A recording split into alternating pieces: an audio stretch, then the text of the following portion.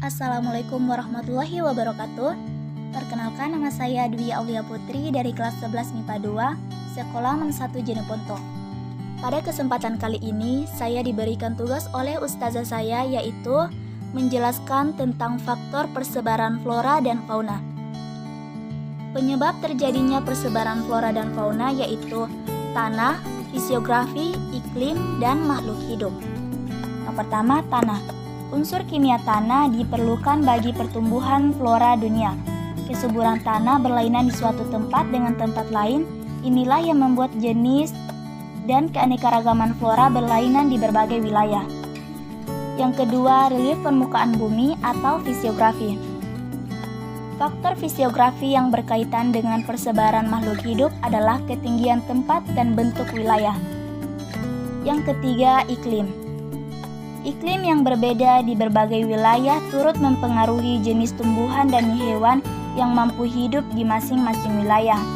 Misalnya pohon kaktus lebih tepat hidup di daerah gurun yang bercurah hujan rendah, tetapi pohon kayu keras lebih cocok di daerah tropis. Yang keempat, makhluk hidup.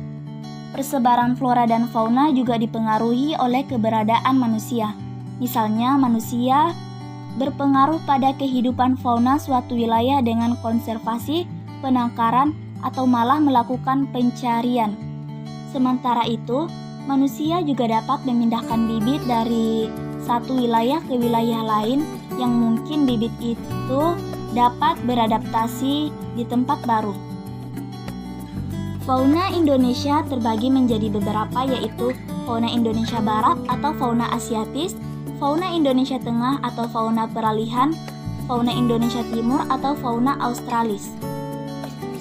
Fauna Indonesia Barat atau fauna Asiatis, yaitu wilayah ini meliputi Sumatera, Jawa, Kalimantan, contohnya gajah, harimau, badak, dan beruang.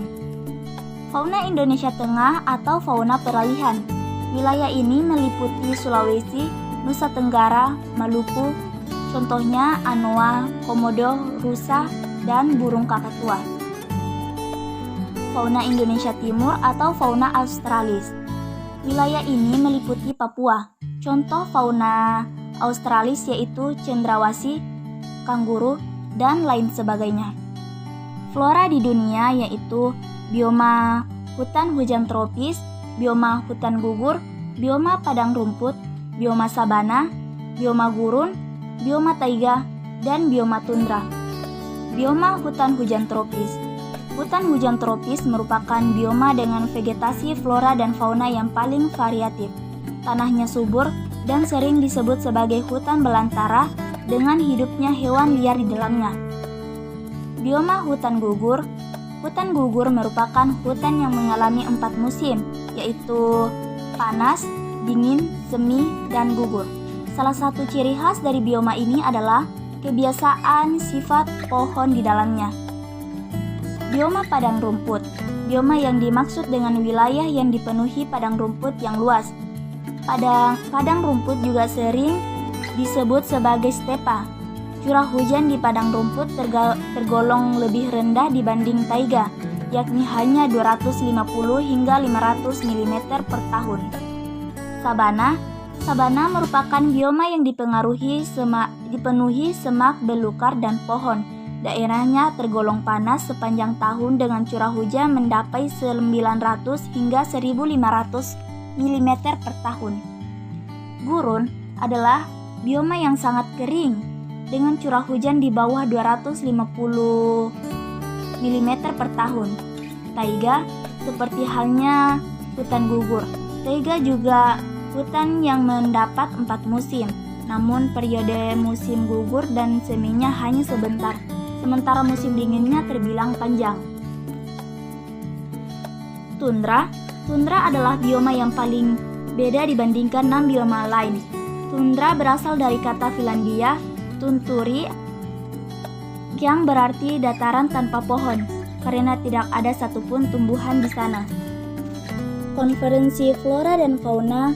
Yang pertama, hutan lindung. Hutan yang berfungsi sebagai pelindung tata air dan tanah untuk menjaga kehidupan flora dan fauna. Contoh hutan lindung Ketu Hutan Taman Raya Bung Hatta, Taman Nasional Bukti Barisan, Hutan Lindung Sungai Wain. Cagar alam, suatu yang perlu dilindungi untuk kepentingan ilmu pengetahuan dan kebudayaan. Contoh, cagar alam Abadas, cagar alam Karakatau, cagar alam Pangandaran. Suaka Margasatwa. Suaka Margasatwa adalah suaka yang berfungsi untuk tempat hidup margasatwa. Contohnya Muara Angke, Bawean, Cikepun, Palian, Hartu, Kateri, dan Danau Taudale. Taman Nasional. Taman Nasional adalah kawasan pelestarian alam untuk tujuan penelitian, budaya, pariwisata, dan rekreasi. Contohnya Taman Nasional Kodomo. Manfaat keanekaragaman hayati.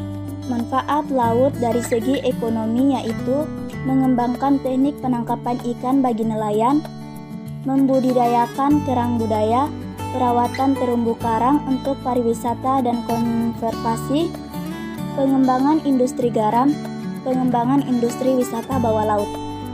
Manfaat laut dari segi wisata dan ilmu pengetahuan. Dari segi wisata yaitu keanekaragaman terumbu karang, ikan-ikan laut bisa dijadikan sebagai tempat wisata. Keindahan bawah laut sehingga menjadi banyak objek wisata yang didatangi banyak turis. Ilmu pengetahuan, penelitian mengenai tumbuh-tumbuhan yang ada di dalam laut. Penelitian mengenai hewan yang ada di dalam laut. Manfaat laut dari segi budaya dan sosial. Sosial, sebagai tempat wisata luar atau dalam melalui melihat dan membudidayakan hewan atau tumbuhan laut yang hampir punah. Budaya, sebagai tempat orang melakukan budaya atau adat seperti pembuangan abu mayat di Bali dan manfaatnya sebagai tempat budidaya ikan dan tumbuhan.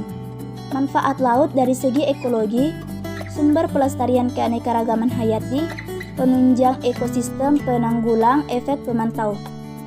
Sekian dari saya, kurang dan lebihnya mohon dimaafkan. Wabillahi taufiq wal hidayah. Wassalamualaikum warahmatullahi wabarakatuh.